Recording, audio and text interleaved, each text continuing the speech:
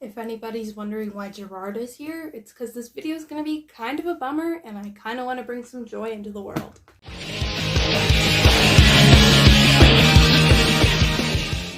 The small Middle Eastern nation of Syria has been locked in a devastating civil war since 2011, which has overseen the deaths and internal and external displacement of tens of thousands of Syrians. The international response to this tragedy from major world players has been, though varied, overall very bad from my country, the United States. So I asked the question, what should the United States' further involvement in the Syrian civil war look like? First, we need to take a nice look at the history and government structure of Syria so we can further understand what brought us into the situation that we're currently in.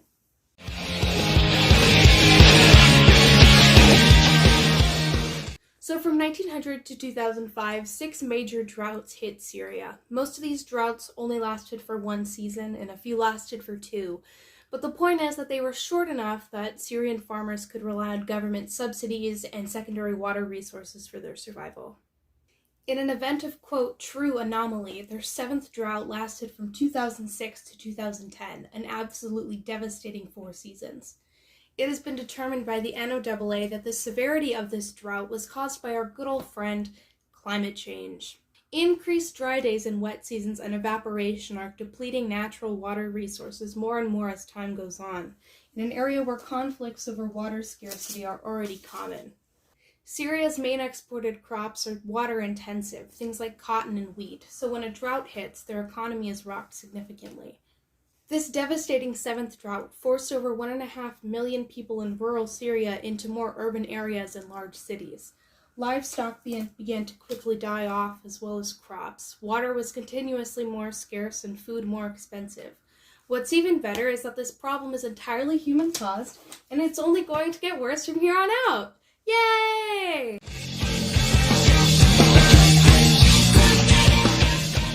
At the same time, Syria was under what we would define as a kleptocracy, and it kind of still is.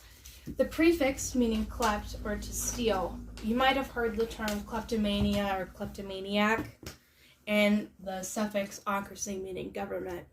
Merriam-Webster defines a kleptocracy as government by those who seek chiefly status and personal gain at the expense of the governed, meaning that elected officials steal from the people through practices like embezzling or wire fraud, so that they can make themselves richer and more powerful and keep the poor people poorer and therefore less powerful. Kleptocracies tend to silence free speech and independent media, and Syria's Assad regime is no exception. The Assad regime, run by Hafez al-Assad and later his son Bashar al-Assad, developed a precedent for using brute force and extreme violence to silence any form of dissent or protest, things which much of the free world would define as not good. When Bashar came to power, he promised widespread reform, and reform he did. Say what you want about autocracy, but they get things done, right? Just don't ask me what those things are. Bashar broke up lots of corporate monopolies, which is like, hey, that's good. Except when you realize that the benefits of privatizing these monopolies to the state only really benefited those with close ties to Bashar and the regime. This left few dividends and subsidies for the poor working class of Syria, particularly farmers who create the food and grow livestock, the backbone of society.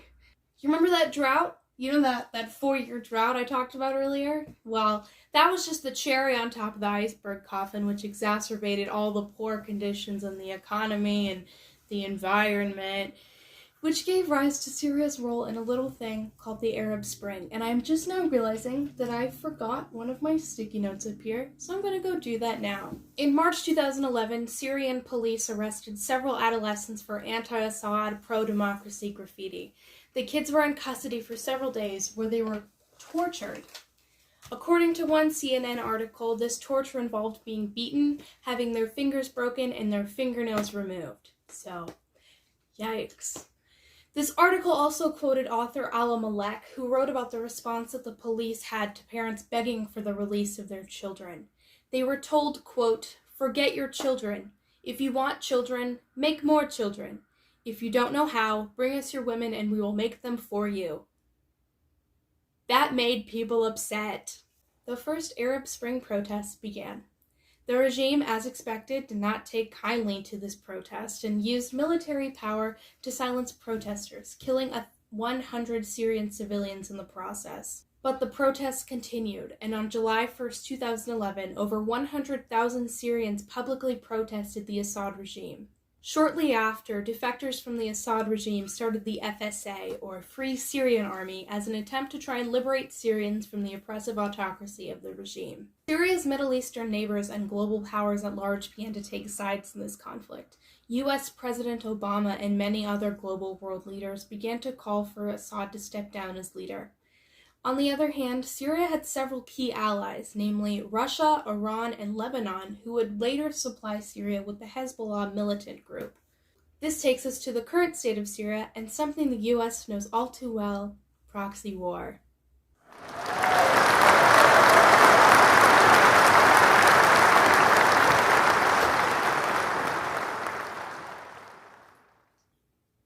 Thank you. This is a little song that I wrote, and it's about proxy war.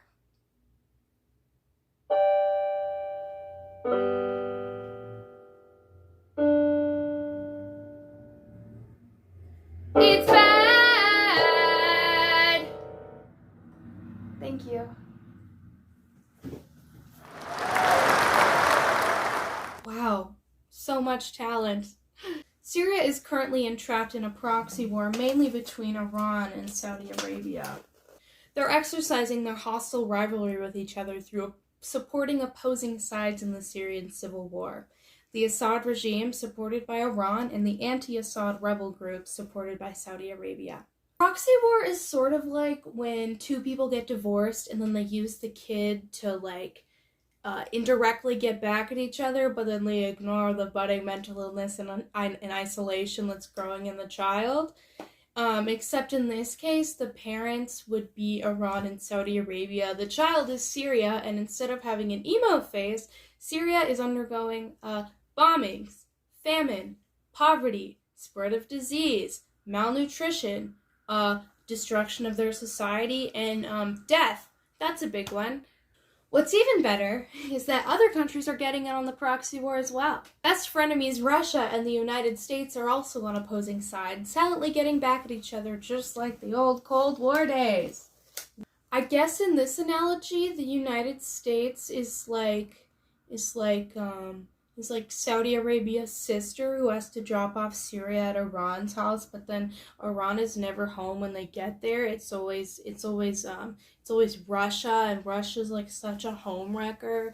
So the United States really doesn't like her much anymore. And it's like, wow, you betrayed my sister? Oh my god. And they're always making rude backhanded comments to each other in the driveway, and this analogy is making me uncomfortable. So we're gonna move on.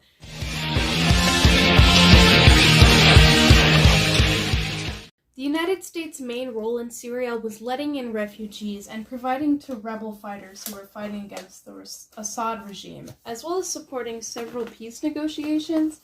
Those ended up failing, so yay. The U.S. started training select groups of rebel fighters to fight against Assad, but they weren't exactly pleased about it.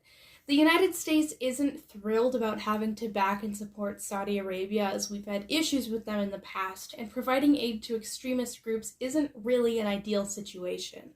You see, these rebel groups are jihadists, which is a term that comes from Arabic Islamic scripture, which pretty much directly means struggle or battle. Most people in the West mostly know the extremist version of jihad, which is a holy war waged against all and any enemy of Islam.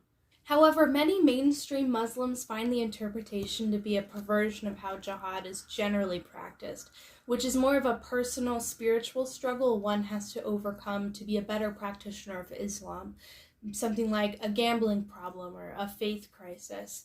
I'm not Muslim, so this is a part where you should really do your own research. And to be honest, you should do your own research on all of this, because you should never just take the opinion of one high school senior to inform your major worldviews. I am just some dude. I cannot stress to you enough how much I am just some dude. This term has a complicated and very loaded history, as it's been used to justify attacks on apostates and give religious legitimacy to secularly motivated battles, but I felt the nuance was worth mentioning, because the last thing I want to do is further the false narrative that all Muslims are terrorists, because it's simply not true.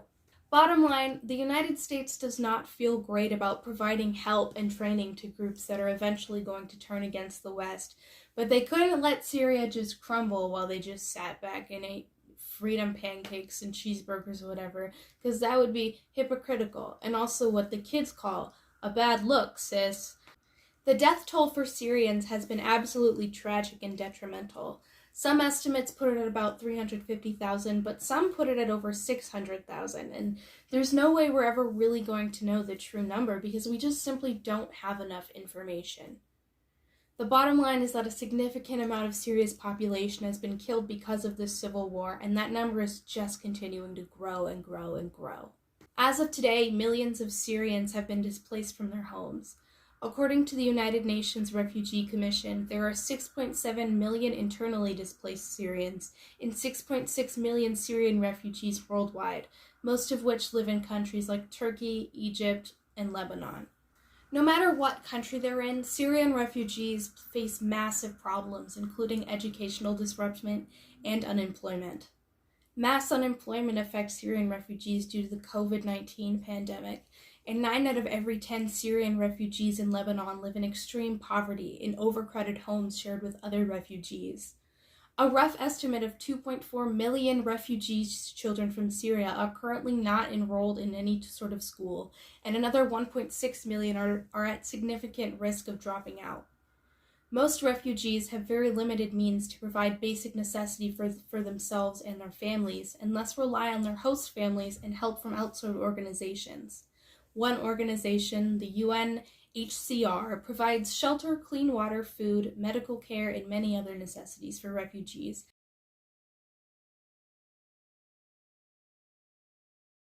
The United States used to allow many Syrian refugees into the country, but their admission ceilings have steadily and sharply decreased over the last few years.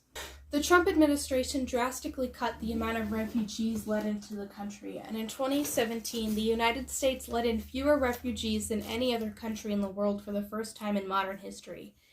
This is significant because the United States used to let in more refugees than the rest of the world combined.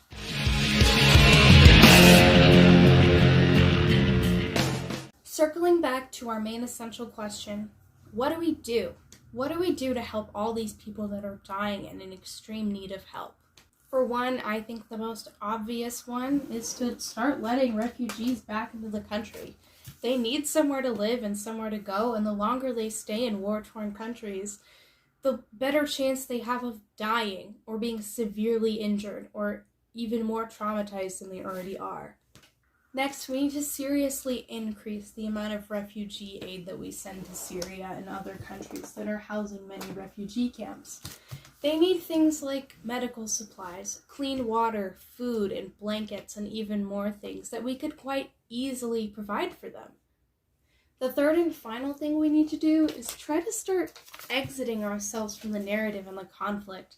Many Middle Eastern countries already resent the United States for their nosy involvement in their affairs, which is why we have all these violent extremist jihadist groups that we have to fund and then fear that they're going to turn back on us later.